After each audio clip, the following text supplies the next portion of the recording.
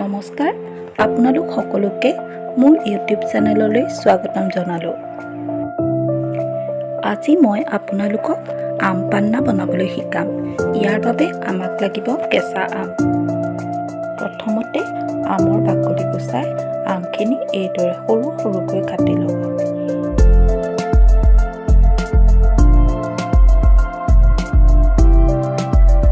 এতিয়া আমখিনি কোমল হোৱালৈকে সিজাব। ঠাণ্ডা হোৱাৰ পাছত আমখিনি পেষ্ট বনাই ল'ব। আম পান্নাত পদিনা দিলে বহুত ভাল লাগে, সেয়েহে অলপ পদিনা পিচি ল'ব। এতিয়া এটা চচপেনত চেনি 2 কাপ দিব, তাত 1 কাপ পানী দিব। এইখিনি কম জুইত লৰাই উতলিবলৈ দিব। এই ভিডিঅ'টো চাই ভাল লাগিলে আপোনালোকে লাইক, শ্বেয়াৰ আৰু কমেণ্ট কৰিব আৰু প্লিজ মোৰ চেনেলটো ছাবস্ক্ৰাইব কৰি দিব। এতিয়া ইয়াত বনাই থোৱা আমৰ পেষ্টখিনি ঢালি দিব। মই ইয়াত ক'লা নিমখ 3 চামুচ দিছোঁ। আপোনালোকে এনেই নিমখো দিব পাৰে।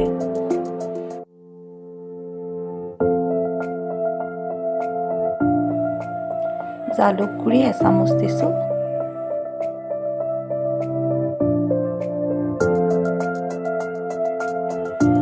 এতিয়া ইয়াত পদিনাৰ পেষ্টখিনি দি দিব।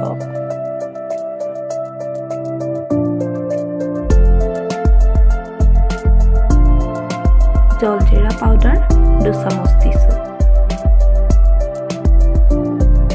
একেবাৰে শেষত ইয়াত সেউজীয়া ফুড কালাৰটো দিছোঁ।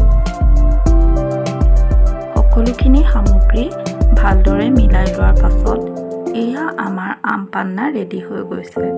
এতিয়া গেছটো অফ কৰি দিব। আম পান্নাখিনি ঠাণ্ডা হোৱাৰ পাছত এখন চেকনিৰে চেকি বটলত ভৰাই থৈ দিব। এইদৰে আম পান্না বনাই ফ্ৰিজত থৈ 6 মাহৰ কাৰণে ব্যৱহাৰ কৰিব পাৰি। এটা গিলাচত অকণমান আম পান্না দিব, তাত অলপ ঠাণ্ডা পানী ঢালি দিব, লগতে কেইটুকুৰামান বৰফ দি দিব। ভিডিঅ'টো শেষলৈকে চোৱাৰ বাবে আপোনালোকক অশেষ ধন্যবাদ জনালোঁ।